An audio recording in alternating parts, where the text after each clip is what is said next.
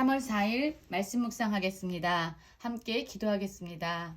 하나님, 우리가 삶의 문제와 어려움에 부딪힐 때에 하나님의 이름을 기억하게 하시고 우리를 도우시고 우리를 건져주실 하나님께 기도하며 간구하는 자 되게 하여 주시옵소서. 예수님 이름으로 기도했습니다. 아멘. 오늘의 말씀은 시편 54편 1절에서 7절까지의 말씀입니다. 말씀을 함께 살펴보시기 전에 개인적으로 말씀을 꼭 읽으시고 묵상하는 시간 가지시기 바랍니다. 오늘의 말씀에서는 다윗의 맞쓰기이라고 적혀 있습니다. 인도자를 따라 현악에 맞춘 노래, 그리고 또한 10사람이 사울에게 이르러 말하기를 다윗이 우리가 있는 곳에 숨지 아니하였나이까 하던 때에 라는 부제가 달려 있습니다. 오늘의 시편의 배경은 사무엘상 23장과 27장의 그 역사적인 배경이 나와 있지요. 다윗은 사울을 피해서 도망자의 삶을 살고 있었습니다. 그는 항상 자신을 죽이려고 쫓아오는 사울을 피해서 살 곳을 찾아 피난처를 찾아 외롭게 방황하는 사람이었습니다. 그런데 그가 숨어있는 것을 이 10사람들이 사울에게 말하여 주는 겁니다. 그래서 다윗은 죽음을 맞닥뜨리는 위기의 상황에 부딪히게 되죠. 그러한 상황을 이 시편의 배경으로 하고 있습니다. 그렇게 위험한 상황이고 지금 사울에게 붙잡혀서 죽을 수도 있는 생명이 달려있는 아주 위급한 상황에 다윗이 처해 있는 것입니다. 54편 1절입니다. 하나님이여 주의 이름으로 나를 구원하시고 주의 힘으로 나를 변호하소서. 하나님이여 내 기도를 들으시며 내 입의 말에 귀를 기울이소서라는 말씀으로 시작하고 있지요. 다윗은 이 위기의 상황에 그 어느 누구도 의지할 수 없는 그런 상황에 처해 있었습니다. 사울은 그 당시에 이스라엘의 최고의 지도자였고 왕이었던 거죠. 그런데 그 사울이 세상적인 모든 권력과 힘을 가진 가장 강력한 사울이 다윗을 지금 쫓아다니는 겁니다. 그를 추격하고 있습니다. 그를 도와줄 사람이 없어요. 어디에 숨어도 사람들이 그를 사울에게 말해줌으로 말미암아 그의 생명은 바짝바짝 지금 죽음으로 몰아가는 그런 상황에 그가 맞닥뜨려 있는 겁니다. 부를 수 있는 사람이 없습니다. 의지할 수 있는 사람이 없어요. 그때 다윗은 바로 하나님을 기억하는 거죠. 하나님이여 구원하시고 나를 구원하시고 나를 변호하시고 내 기도를 들으시고 내 입의 말에 귀를 기울이소서라고 하나님께 지금 간청하고 있는 것입니다. 그가 이 위기의 상황에 부를 수 있는 분은 오직 하나님 한 분이었어요. 그리고 이렇게 하나님을 찾고 그분에게 간구하는 이유가 바로 3절에 나와 있지요. 낯선 자들이 일어나 나를 치고 포악한 자들이 나의 생명을 수색하며 하나님을 자기 앞에 두지 아니하였음이니이다 라고 이야기하고 있습니다.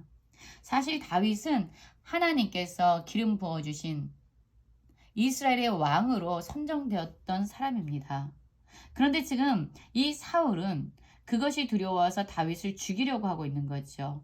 사울이 다윗을 죽이려고 하는 것은 하나님의 뜻을 저버리고 자신의 욕망과 자신의 권력을 지키기 위한 그의 몸부림이었습니다. 결국 사울이 다윗을 이렇게 추격하는 것은 하나님을 경외하지 아니하고 하나님의 뜻을 외면한 그러한 행위였던 거죠. 지금 다윗은 이런 상황에 대해서 하나님에게 말씀드리고 있는 것입니다. 나를 치는 상황, 나의 생명을 수색하는 상황에 지금 내가 처해 있는데 그 사람들은 하나님을 경외하지도 하나님을 인식하지도 하나님의 뜻을 추구하지도 않고 하나님 앞에서 살고 있지 않는 자기가 스스로 왕이 되어 자신의 욕망을 지키려고 하는 자들의 몸부림이란 것을 하나님에게 지금 말씀드리고 있는 것이지요. 이 악을 행하는 자는요, 하나님을 인정하지 않는 자들이었어요. 인식하지 않는 자들이었어요. 그런데 다윗은요, 자신을 이렇게 이야기합니다. 하나님은 나를 돕는 이시며 주께서는 내 생명을 붙들어 주시는 이시니이다. 악을 행하는 자는 하나님을 인정하지 않았지만 다윗은요, 하나님을 지금 인정하고 있어요. 하나님을, 자신을 돕는 분, 내 생명을 붙들어 주시는 분이라고 하나님을 지금 인정하고 있는 것이죠. 악을 행하는 자와 하나님을 찾아 기도하는 자들이 바로 이렇게 중심에서 하나님을 향한 생각이 어떻게 다른지 지금 표현하고 있는 것입니다. 그리고 또한 다윗은 하나님을 향하여 이런 기대를 하고 있습니다. 주께서는 내 원수에게 악으로 갚으시리니 주의 성실하심으로 그들을 멸하소서라고 이야기하죠. 하나님이 원수를, 즉 악을 갚으시는 분이고 또한 그 악한 자들을 멸하시는 분이다 라고 이야기하고 있습니다. 바로 하나님의 성품에 따라. 지금 자신의 이 간구가 완전히 이루어지지 않는 상황인 것 같아요. 그는 여전히 하나님을 찾고 있고요. 하나님께 기도하고 있습니다. 그런데 다윗은요, 6절에서 보면 이렇게 얘기합니다. 내가 낙헌제로 주께 제사하리이다. 여호와여 주의 이름에 감사하오리니 주의 이름이 선하심이니이다 라고 이야기하고 있습니다. 낙헌제는요, 감사하는 마음으로 자발적으로 드리는 제사입니다. 제물을 가지고 하나님께 드려지는 제사예요. 상황은 이렇게 위급한데 다윗은 결정했습니다. 하나님께 감사하면서 자신의 재물을 가져다가 하나님을 예배하겠습니다. 왜냐하면 하나님은 너무나도 선하신 분입니다. 라고 지금 고백하고 있습니다. 여러분, 우리는 다윗의 삶을 한번 다시 생각해 보아야 합니다. 우리는 지금 다윗이 어떤 상황에 있다는 것을 살펴보았지요. 위급한 상황이고요. 생명이 위협당하는 상황입니다. 죽을 수도 있는 상황입니다. 그러한 너무나도 힘든 이런 상황, 고통 가운데 있는데도 불구하고 다윗은 여전히 하나님의 선하심, 하나님의 성실하신 성품에 대해서 여전히 신뢰하고 확신하고 있지요. 그래서 그가 감사할 수 있습니다. 감사함으로 하나님을 예배하겠다라고 결단할 수 있습니다. 여러분, 그렇습니다. 우리가 어떤 상황에 있든지 그 상황을 통해서 하나님을 바라보려고 하면요, 우리의 믿음은 좌절되고 우리는 실망하게 됩니다.